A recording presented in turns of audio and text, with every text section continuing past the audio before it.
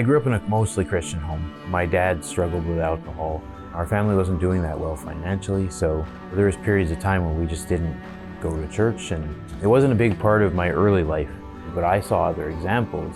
I had other really positive influences that were, in those early years, really made a huge difference in my life, and attended other churches voluntarily without my parents as a teen and youth that were pivotal to me. It felt like God was watching my daily life, and I felt like He was there the whole time through all the struggles in my teen years and such. But it didn't stop all the bad decisions, but I still felt like there was a guiding compass in my life. You know, I studied the Bible quite heavily in my mid to late teens. A friend of mine gave me a Bible. It was this living ministry going through the life of Jesus Bible, and it basically related Jesus to every aspect from the Old Testament to the New. I think that was the actual first real encounter I had with Jesus, was around 17, 18 years old when I started reading this Bible. There was like pieces that kind of felt like they were talking directly to me through the words, like almost lifting off the page, telling me that, not to worry and not to have fear or anxiety, that if God takes care of the flowers and the birds and such, that He'd take care of you, and that you mattered just as much as those things. And it seemed a lot more real that way. That was when I first came to know Jesus. I kind of really fell in love with a lot of the things God was telling me through that, but I kind of fell away from it in some of my adult working years when I just life got really busy and I just stopped paying attention. When my wife and I wanted to get married, I called up the church pastor that I went to when I was a little kid, and he was like, I don't just marry people, you got to come to church.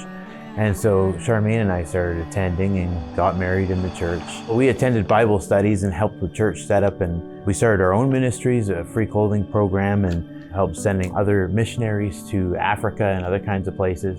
The recent season, though, has been one of the most challenging, because it was a big test of our faith, having a child that was born and with autistic traits and giftedness, and the struggles of raising neurodivergent kids.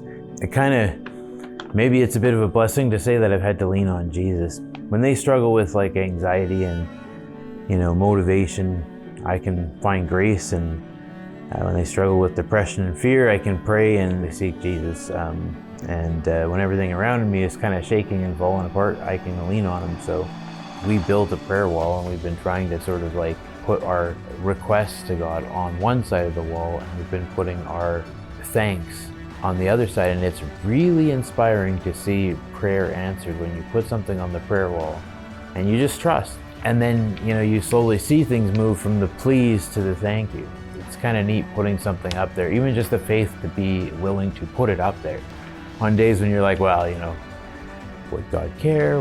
Is that a thing we should, whatever? And just seeing the move from one side to the other is a pretty cool thing. I feel like at this stage, as a father and as a spiritual leader in the home, it's important to follow Christ's example. I know that He wasn't a sinner, even though I am. He was baptized to set an example for His followers. And so I thought, well, I want to set an example for our home. So I put this Bible verse here, but as for me and my house, we will serve the Lord. And, it just kind of feels like, well, that's the approach. So that's why I'm choosing to be baptized.